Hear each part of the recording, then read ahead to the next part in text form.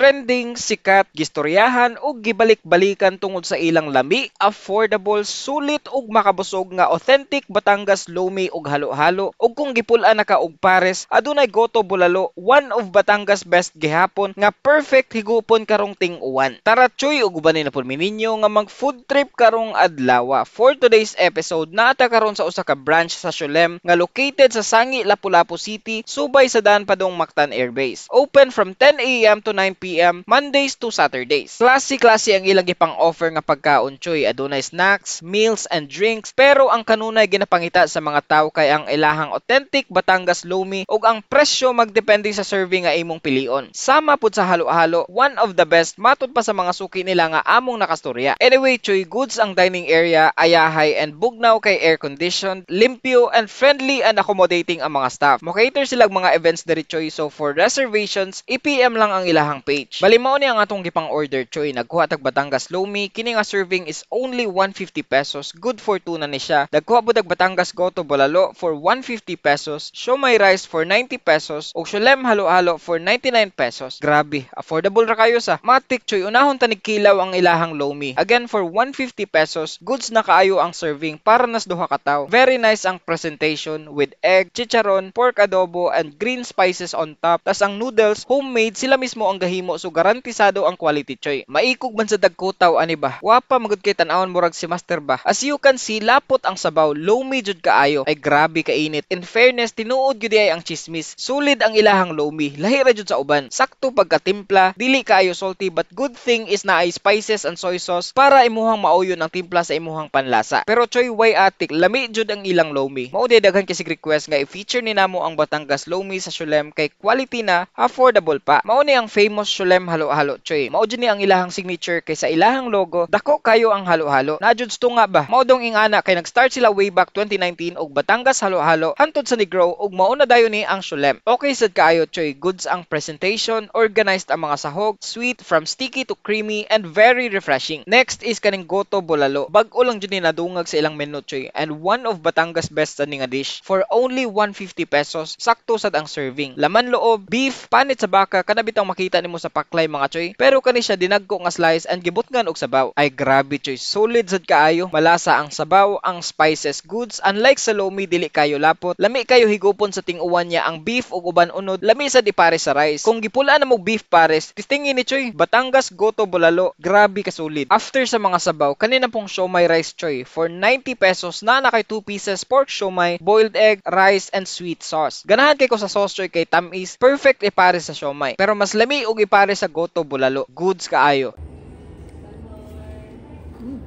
Shout out sa mga nakadungan natog kaon ni ining higayuna, sila ma'am ug sir, ug amo ang gipang pangutana kung kamusta ang ilahang dining experience, and so far very satisfied silang tanan. Pamatuod nga legit ang kasulit ug kalami sa mga pagkaon diri sa Siolem. I thank you Lord, another satisfying food trip for this day. Lami, sulit and affordable. Kung ganahan mo mutilaw sa ilahang Batangas lomi, Goto Bulalo, halo-halo, siomai rice ug uban pa, bisita na mo sa Siolem sa Sangi, Lapu-Lapu City. Open from 10 AM to 9 PM Mondays to Saturdays. Nya, unsa pa inyong gihuwat? Atak na dayon choy.